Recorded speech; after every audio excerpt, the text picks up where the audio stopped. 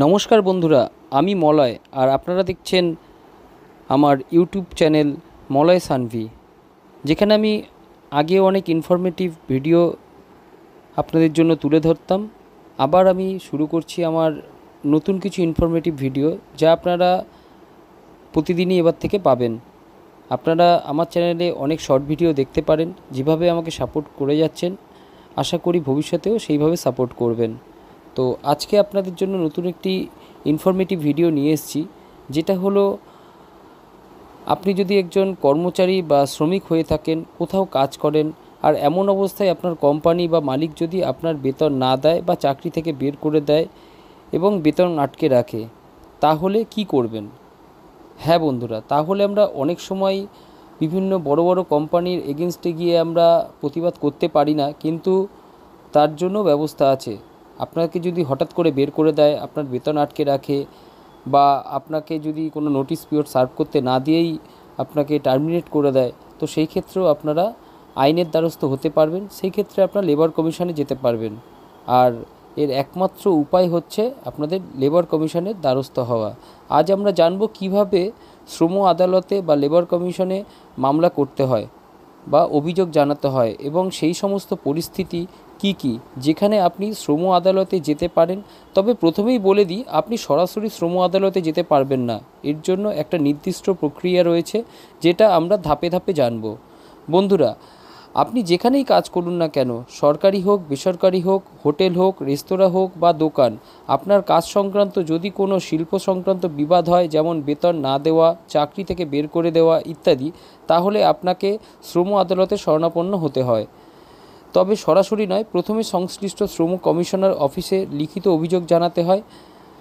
কোন কোন বিষয়ে অভিযোগ জানানো যায়, এখন আমরা সেগুলো দেখে নেব।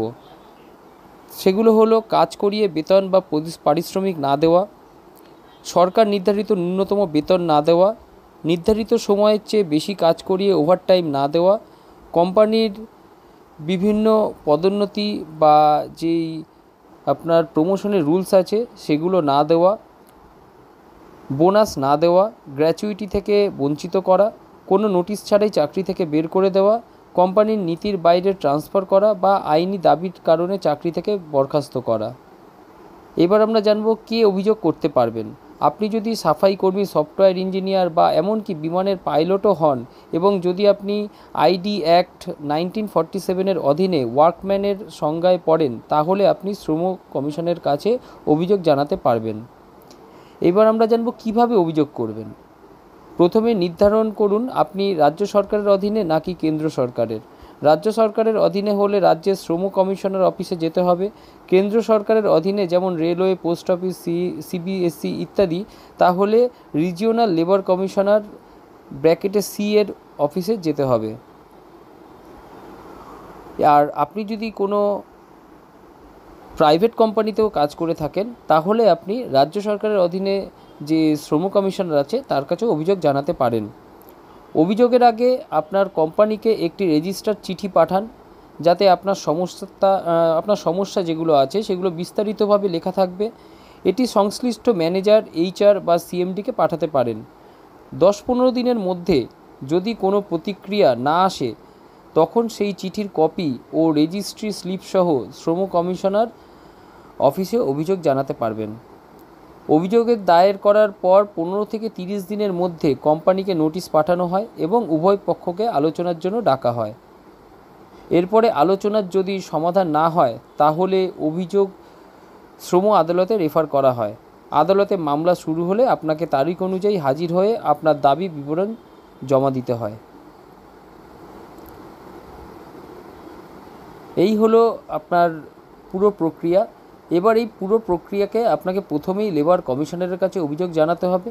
আপনাকে প্রথমে আপনার সংশ্লিষ্ট অফিসে চিঠি দিতে হবে। সংশ্লিষ্ট অফিসে চিঠি দেওয়ার পর সেই রেজিস্টার নাম্বার সমেত আপনাকে লেবার কমিশনারের কাছে এক কপি পাঠাতে হবে। লেবার কমিশনার আপনাকে এবং আপনার অফিসের যে এইচআর হেড বা এইচআরবিপি যেই থাকবে সংশ্লিষ্ট উচ্চ পর্যায়ে, তাকে ডাকবেন, ডেকে সমাধানের ব্যবস্থা করবেন। ওখানে যদি কোনো সমস্যার সমাধান না হয়, তখন আপনি সেই আপনার অভিযোগটি লেবার কোর্টে ট্রান্সফারের জন্য লেবার কমিশনারকে বলতে পারেন। তো সেই ক্ষেত্রে আপনার সমস্যাটি লেবার কোর্টে যাবে এবং লেবার কোর্টে আপনি যথার্থ আপনার সমস্যার সমাধান পাবেন।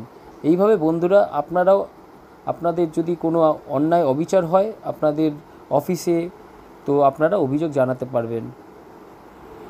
তো আপনাদের যদি কোনো সমস্যা হয়ে থাকে বা ভিডিওটি বুঝতেও কোনো সমস্যা হয়ে থাকে আমাকে কমেন্ট বক্সে জানাবেন, আমি আপনাদের যথার্থ সহায়তা করব। ধন্যবাদ। আশা করি ভিডিওটি বোঝাতে পেরেছি। এরপরও আরও এরকম ইনফরমেটিভ কিছু ভিডিও পাওয়ার জন্য আমার চ্যানেলটি সাবস্ক্রাইব করে রাখতে পারেন। আপনাদের আশা করছি আরও নতুন নতুন ইনফরমেশন আমি দিতে পারবো বিভিন্ন পর্যায়ে। ধন্যবাদ।